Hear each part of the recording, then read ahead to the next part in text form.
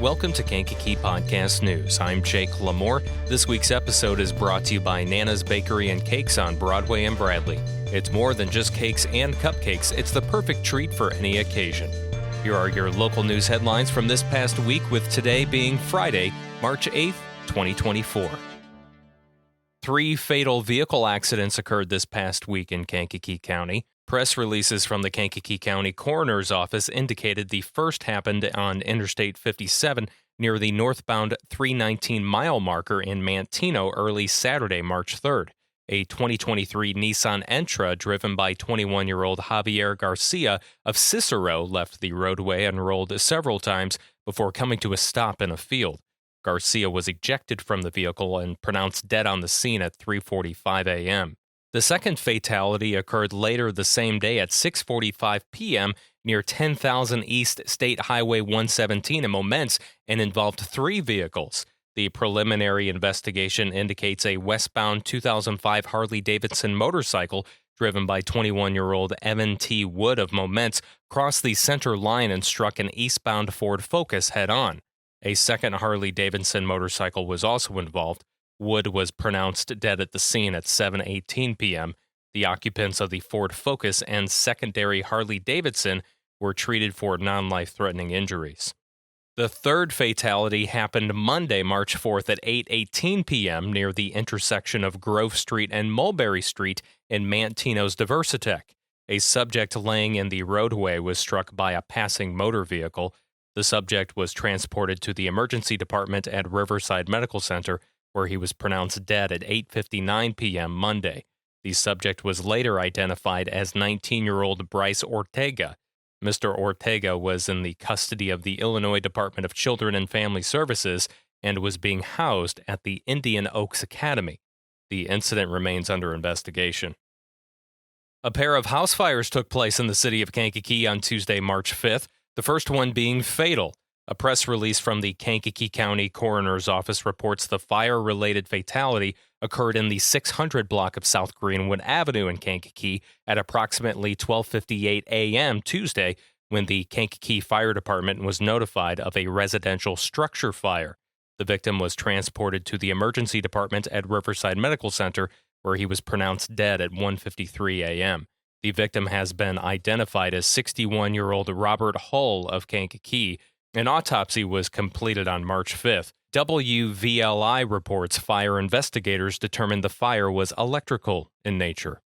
The second blaze took place around 4:30 p.m. Tuesday in a 2-story duplex on the 1800 block of East Eagle in Kankakee.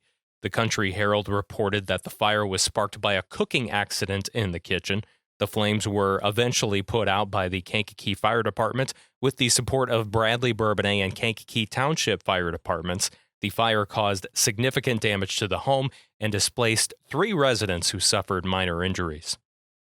Human remains were found in Pembroke Township Wednesday. According to a press release from the Kankakee County Coroner's Office posted on Facebook Thursday, the Kankakee County Sheriff's Department was notified of possible human remains located in the 2000 block of South 16,000 East Road in Pembroke Township late Wednesday afternoon. The coroner's office consulted with a board-certified forensic anthropologist at the University of Illinois who confirmed the remains were human.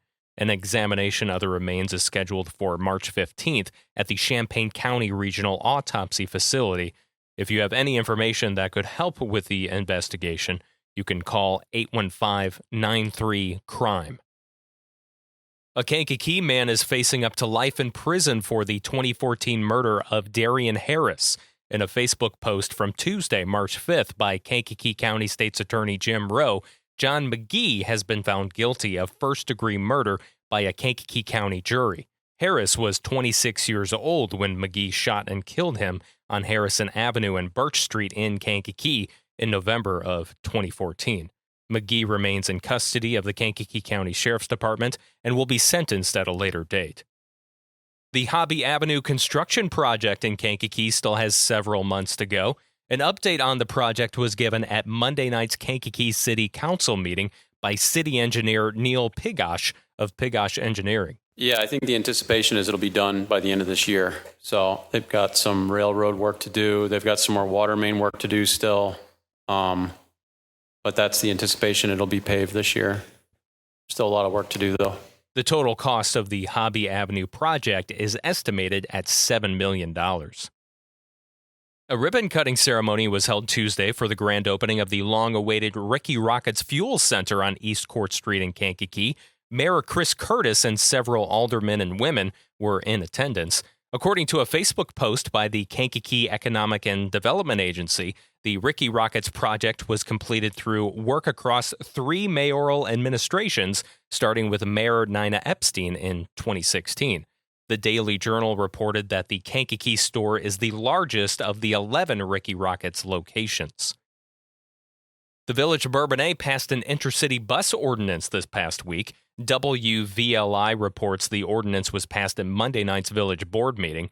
The ordinance is similar to what other area towns have passed recently to address the potential for unscheduled drop-offs of migrants in our area. Bus companies who drop off migrants in the Village of Bourbonnais unannounced could be charged $750 per passenger. The numbers are in for the 2024 Village of Bourbonnais Chocolate Tour. In a press release from Thursday from the Village of Bourbonnais and the Bourbonnais Township Park District, February's sold-out chocolate tour raised over $22,000, which is a few thousand more than last year's event. This year's funds will support the village's new synthetic ice rink and help update some of the exhibits at the Park District's Exploration Station. The date for Chocolate Tour 2025 has been set for February 1st. Lucille Theis Park in Manteno is set to get some major upgrades. At Monday night's Village of Manteno board meeting, trustees awarded a bid of just over $2 million to Tenco Excavating for the job.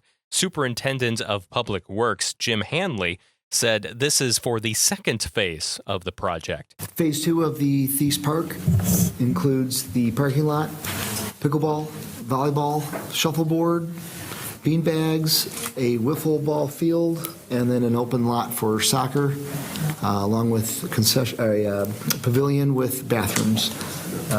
This is something we've been working on, and part of the project is getting both the underground that was taking place last year, and then this is the second phase. Theis Park is on the west side of Manteno on Park Street. It was named after Lucille Theis, who was a driving force behind the Manteno Public Library and a reporter for Manteno News until her death in 1972. The senior sergeant at the Manteno Police Department has retired. At Monday night's Manteno Village Board meeting, Sergeant Mike Burns was recognized for his 26 years of service to the police department. Sergeant Burns spoke to the board and parted with some final words of wisdom to his fellow officers. I got a little wisdom for you. Take care of yourselves, both physically and mentally. Always make sure you and your partners go home at the end of the shift safe and sound. Remember how important your reputation is. It takes time and effort to build it, and you can destroy it in a second by being dumb, so don't be dumb. Always do the right thing for the right reasons. And lastly, leave the department better than what you found it. Leave a legacy, not in your name, but in the deeds that you do. I'm nervously excited about this next chapter for me and my family, but rest assured, though, no matter what path or job that I take, I will always be a Manteno police officer. If you guys ever need anything from me, reach out to me and I'll be there for you. Before his 26 years for Manteno Police, Burns worked for St. Anne and Moment's police departments. The Kankakee County Humane Foundation is looking for another executive director. The Daily Journal reports Jordan Chapman has resigned from the post after 7 years and is now the assistant director of Unified Initiatives for Special Olympics Illinois. You can listen to our conversation with Chapman from 2021 on episode 20 of Kankakee Podcast. The Bourbonnais Township Park District's Perry Farm Park will soon have some furry new friends for you to visit. The Daily Journal reports the Bourbonnais Township Park District will be welcoming 2 alpacas to Perry Farm Park on Kennedy Drive in Bradley at the end of March. They are being donated by Kathy Drummer, the owner of an alpaca farm in northeastern Kankakee County called Paca Park Place. It was bye-bye to Lullaby Baby Boutique on Kinsey Drive in Bradley last Friday, March 2nd. The baby and children's clothing store has closed its doors for good after 14 years in business. In a post on their Facebook page from December 26, 2023, the owners announced that they would be closing by spring of 2024. The owners cited changes in their personal lives as the reason for closing. The good news is that Embrace Consignment, just a few blocks down from Lullaby, announced they are now accepting baby and children's items for consignment. Embrace shared the news on their Facebook page, saying that Lullaby would be consulting them on this new business. Chabance now has a New Mexican restaurant. Pachanga held their grand opening this past Tuesday, March 5th, on South Oak Street. The new restaurant replaces First Stop Bar and Grill that closed its doors earlier this year. Pachanga also has locations in Kankakee and Beecher. An important piece of Kankakee history that was found in North Carolina has made its way home. In a Facebook post from Right in Kankakee, the nonprofit organization that owns and operates the Bradley Frank Lloyd Wright House in Kankakee, said a South Carolina couple found a copy of Wright's 18 drawings for the Bradley House while at an antique shop in North Carolina. The young couple, who are Frank Lloyd Wright enthusiasts, decided to drive from Rock Hill, South Carolina to Kankakee to hand-deliver the historic documents and get a tour of the Bradley House. Wright in Kankakee says they plan to develop a display for these historic documents along with Frank Lloyd Wright's original drawings. The B. Hardley Bradley House is located on South Harrison Avenue in Kankakee and is now open for the 2024 tour season. Tours can be booked at right1900.org.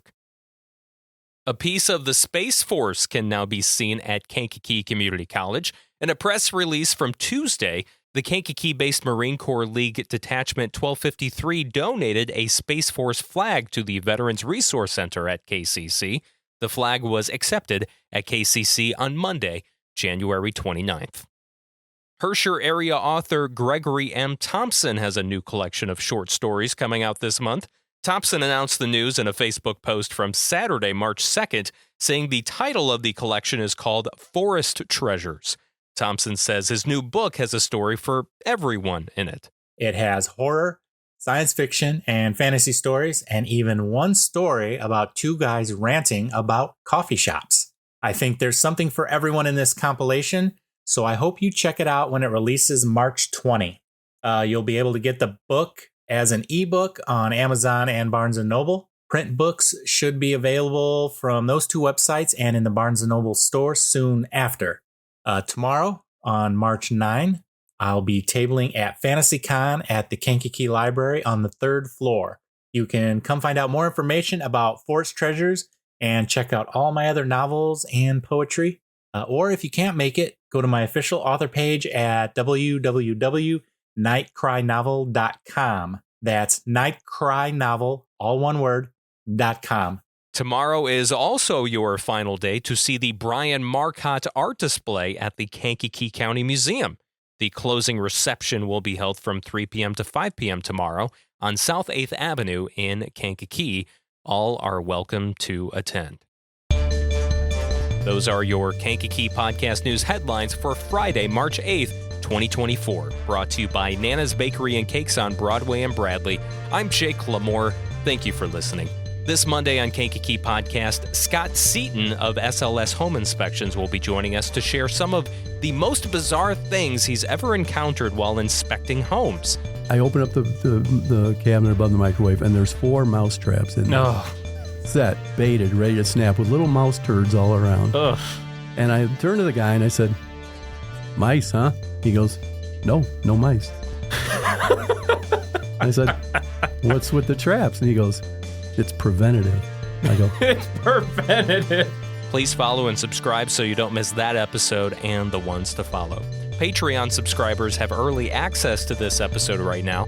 You can sign up to get early access to new episodes for as little as $5 a month at patreon.com/Kankakee Podcast.